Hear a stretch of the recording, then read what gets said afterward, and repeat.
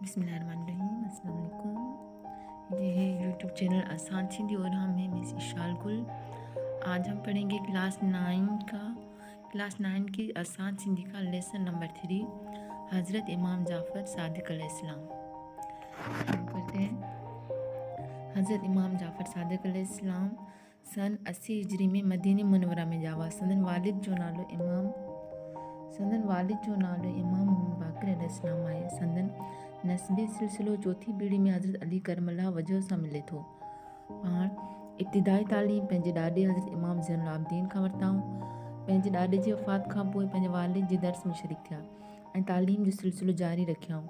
पंहिंजे ॾाॾे ऐं वालिद जी सोहबत ऐं तालीम मां फैज़ पिरायाऊं।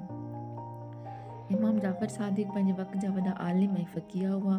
केतिरा ई मशहूर आलिम ऐं फ़क़ीहा फैज़ हासिल करण लाइ वटनि हनीफ़ा फ़क़ह मालिकी जो बुनियादु विझंदड़ इमाम मालिक रहे ऐं दुनिया जे मशहूर मुफ़क्किर, कीमियादान, नजूम ऐं रियाज़ी जे माहिर अबू मूसा जाबिर बिन हयान जा नाला ज़िक्र लाइक़ आहिनि। इमाम जाफ़र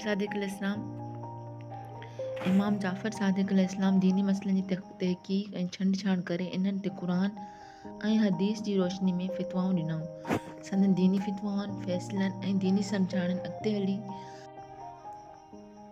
संदन ॾिनल तालीम मां के अहम ॻाल्हियूं ही आहिनि। नंबर 1, नमाज़ पढ़ो ऐं उन ते हमेशा क़ाइम रहो, छाकाणि त नमाज़ दीन जो मज़बूत थंभो आहे। को शख़्स ॿियनि लाइ खॾु खोटे थो, उहो पाण इन खॾ में किरंदो। जेको शख़्स बेवकूफ़नि जी सोबत इख्तियार करे थो, सो ज़लील थिए थो ऐं जेको शख़्स ख़राब हंधनि ते वेंदो, उन लाइ माण्हू चङो ख़्यालु न कंदा।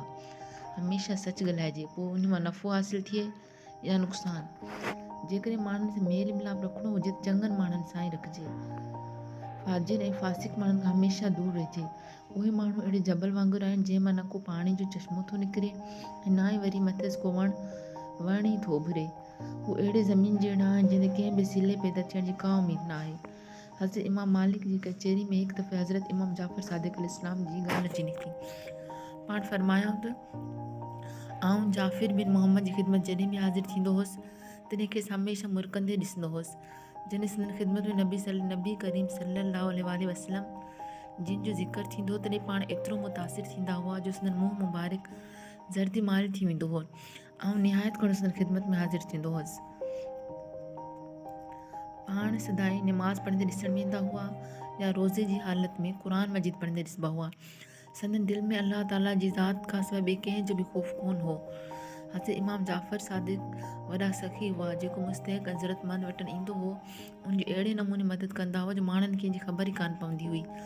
संदन दस्तूर हो त जॾहिं राति जी ओंधा थींदी हुई तॾहिं हिकु टोकरी में मानियूं, गोश्त ऐं ॿियो खाधे जूं शयूं विझी मदीने मुनव्वर जी घिटियुनि में वेंदा हुआ ऐं ज़रूरतमंदनि खे विराए ॾींदा हुआ।